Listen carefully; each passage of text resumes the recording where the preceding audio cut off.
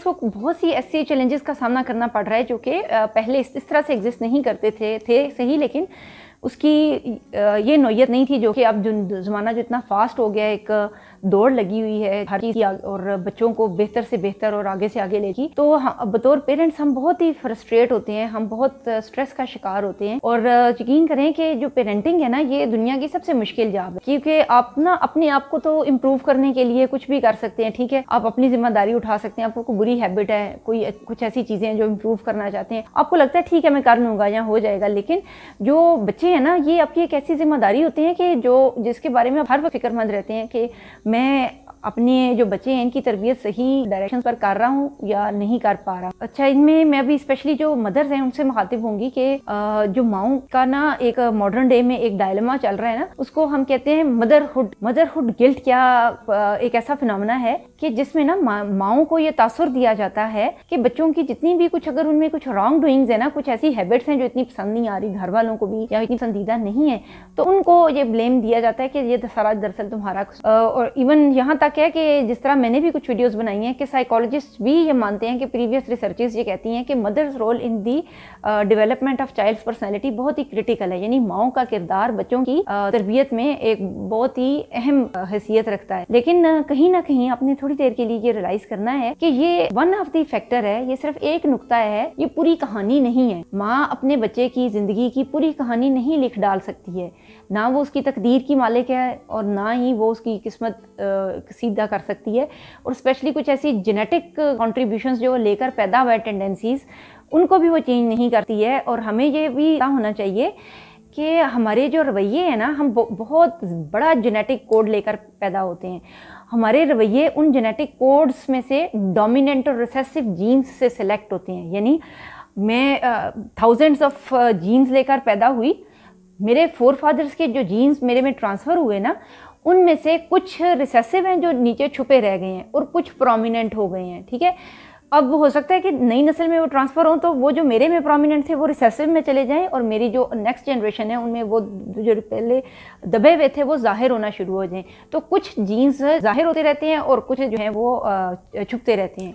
तो इस तरह से जेनेटिक फैक्टर्स एक बहुत मेजर रोल प्ले करते हैं। हमने देखा कि कई दफ़ा ऐसा भी होता है कि कुछ हमारे बच्चे, फैमिलीज ऐसी हैं हमारे इर्द गिर्द जिनके बच्चों को बहुत ज़्यादा डायरेक्शन नहीं मिल रही, लेकिन वो अल्लाह की तरफ से कोई बड़ी अच्छी हिदायत के रास्ते पर अल्लाह ने उनको लगा हुआ है। तो अब यह है कि कहीं ना कहीं शायद वैसे जेनेटिक कॉन्ट्रीब्यूशन हैं उनके अंदर जो वो लेकर पैदा हुए हैं और वो उनसे काफ़ी हद तक इन्फ्लुएंस हो रहे हैं। तो जो मदरहुड गिल्ट है ना, ये हमारे आज के दौर के जो नए चैलेंजेस हैं ना, साइकोलॉजिकल चैलेंजेस, उनमें से एक है। अगर आप जॉब पे जाती हैं, आप काम करती हैं अपना, तो आप गिल्ट में हैं कि आप बच्चों को टाइम नहीं दे रही हैं और बच्चे पता नहीं क्या कर रहे हैं। आप बार बार फ़ोन कर रही हैं घर में, आप बहुत सी चीज़ें मैनेज कर रही हैं, you are trying to be a super mom, ठीक है। तो अब उसमें आप कहीं ना कहीं थक जाती हैं, अपना आप खो बैठती हैं, लेकिन आपको ये लगता है कि कुछ चीज़ें सही नहीं हो रही हैं और आप हर टाइम एक सेल्फ ब्लेम का शिकार हो रही हैं। अगर आप घर में टाइम दे रही हैं, बच्चों को घर पे हैं, तो भी आपको एक धड़का है कि आपने अपना एक सर्टन पास जो पोर्शन है ना अपनी ज़िंदगी का, वो मिस आउट कर। अब आप क्या कर रही हैं, अब आप अपना एंगर डिस्प्लेस कर रही हैं, यानी आप अपने बच्चों को बार बार ये बताने की कोशिश करती हैं, तुम लोगों की वजह से मैंने अपना कैरियर छोड़ा है, मैं अच्छी भली डॉक्टर थी,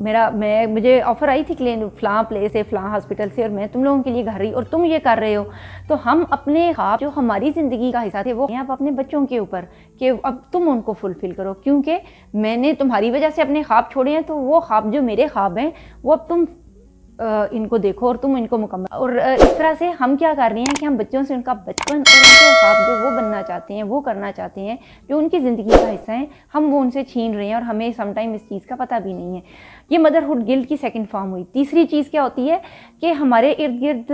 एक अल्लाह वास्ते के मशवरा साज पाए जाते हैं कि जो हर टाइम आपको बताएंगे आपके डूज़ और डोंट्स, कि तुम कैसी माँ हो कि तुम्हारे बच्चे सुबह देर तक सोए रहते हैं, अरे भाई तुम कैसी माँ हो, तुम ये पका के दे रही हो, तुम ये नहीं कर रही हो। तो उनके पास आपको देने के लिए बहुत सी हाँ खा के मशवरे हैं जो कि प्रैक्टिकली वो कुछ नहीं करने जोगे आपके लिए, लेकिन आपको मशवरे दे रहे हैं और उसके नतीजे में आप उन बातों को अपने सर पे इस हद तक सवार कर लेती हैं कि आप ट्राई कर रही हैं अपनी तरफ से बहुत एक बेस्ट माम होने की, ठीक है। तो वो चूँकि वो बातें रियलिस्टिक नहीं हैं और एज अ ह्यूमन बीइंग हम सब में फ्लॉज पाए जाते हैं, हम कोशिश करके भी अपनी हर गलती अपने में और अपने बच्चे में से कम नहीं कर सकते हैं। तो कहीं ना कहीं हमने अपने दिल को सुकून देना है और एक सेट करना है स्टैंडर्ड के, ठीक है कि चल रहा है, लेकिन हमने कहाँ दूसरे लोगों की बातों को अहमियत नहीं देनी है। ये भी हमारे लिए एक चैलेंज का मरहला होता है। अच्छा, एक और मैं सिचुएशन बताती हूँ मदरहुड गिल्ट में मुब्तला हम ख़वातीन की, कि ऐसा है कि हम बहुत अर्ली एज में कोई लड़कियों की शादी हो गई या कुछ ऐसे हालात थे कि वो ख़ुद उस तरीके से अपने ज़िंदगी के बहुत सारी चीज़ें नहीं सीख सकी हैं, जैसा कि मॉडर्न वर्ल्ड है। मसलन उनको कंप्यूटर अच्छा यूज़ करना नहीं आता, वो ड्राइव नहीं कर सकती हैं, वो अपनी एजुकेशन मुकम्मल नहीं कर सकी हैं, या और बहुत सारी चीज़ों में ना वो अपने बच्चे के हम असर वालदैन से पीछे हैं किसी वजह से, या वो ख़ुद यानी किसी इस किस्म के कम्प्लेक्सेस में मुब्तला हैं। वो इनसिक्योरिटीज़ और कम्प्लेक्सेस जो कि आपकी अपनी ज़ात का खासा है, आप उनको लेकर के इस कदर ओवरवेलम्ड हैं, आप इस कदर परेशान हैं कि वो आपकी बहुत सी सलाहियतें जो आपकी अच्छी क्वालिटीज़ हैं वो आपसे छीनने हो रही हैं। अब ये मुख्तलिफ मैंने सिचुएशंस बताई हैं, ये इसके अलावा भी हो सकती हैं। इस सब का हल क्या है? इस मदरहुड गिल्ट का सबसे अच्छा हल क्या है कि आपका बच्चा क्या चाहता है, वो कैसे पेरेंट्स चाहता है। आपका बच्चा आपको खुश देखना चाहता है। खुश पेरेंट्स, हेल्दी पेरेंट्स, अपनी ज़ात से मुतमईन पुरबाश पेरेंट्स ही अच्छे बच्चों को जन्म देंगे, क्योंकि जो हमारे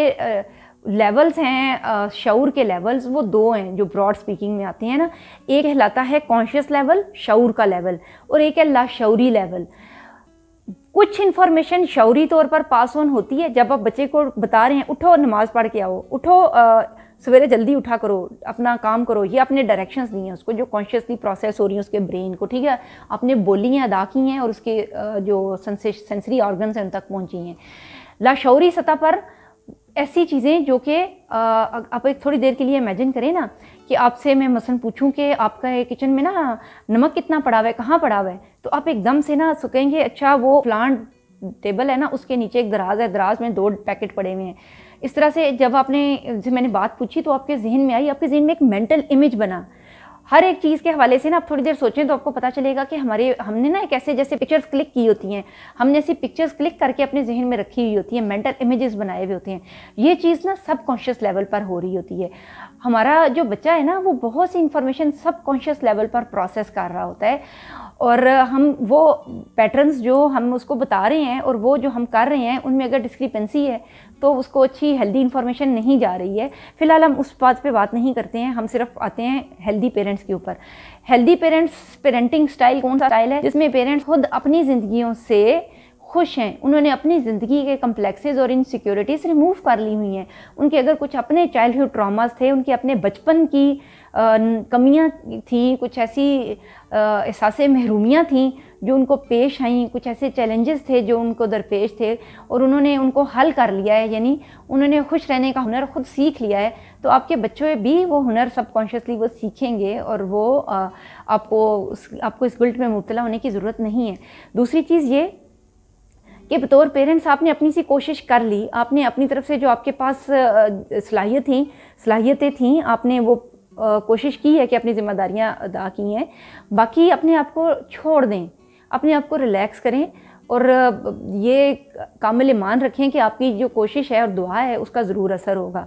स्टिल अगर कोई ऐसी चीज़ है तो आप उसको कंट्रोल नहीं कर सकते हैं, क्योंकि हम सब अलग अलग किस्मतें लेकर पैदा हुए हैं, हम सब अलग अलग तकदीर लेकर पैदा हुए हैं, अलग अलग थंब इम्प्रेशंस लेकर पैदा हुए हैं। हम सब एक दूसरे जैसे नहीं हैं, चाहे वो हमारी औलादें हैं, हमारे बहन भाई हैं, हमारे माँ बाप हैं। हम सब इंडिविजुअल ह्यूमन बींग्स हैं, इनफरादी हैसियत में इनफरादी शनाख्त रखते हैं। तो हम एक दूसरे को घड़ के ना कहें कि हम अपने एक स्कल्पचर बना सकें और एज़ इट इज़ जैसा हम सोच रहे हैं वैसा हम किसी को बना सकें, ऐसा मुमकिन नहीं हो सकेगा।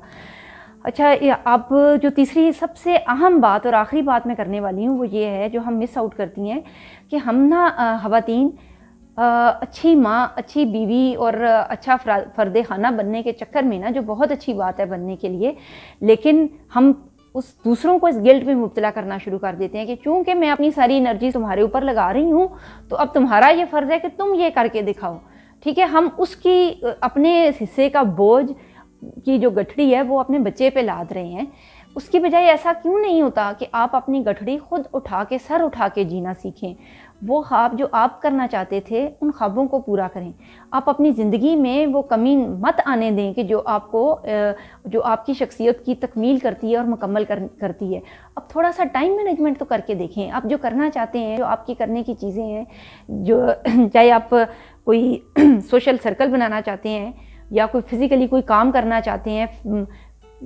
एजुकेशन हासिल करना चाहते हैं, नई कोई किचन की रेसिपी सीखना चाहते हैं और आप इस चक्कर में है कि नहीं मैं तो बच्चों को टाइम दे रही हूँ और मेरे से ये टाइम नहीं मैनेज हो पा रहा, थोड़ी सी एक एफ़र्ट तो करके देखें। आपको ज़रूर टाइम भी मिलेगा और आपको उससे रिलेटेड हेल्प भी मिलेगी। है क्या कि दरअसल हम ना अपनी लेज़ीनेस, जो हमारी अपनी सुस्ती है और अपनी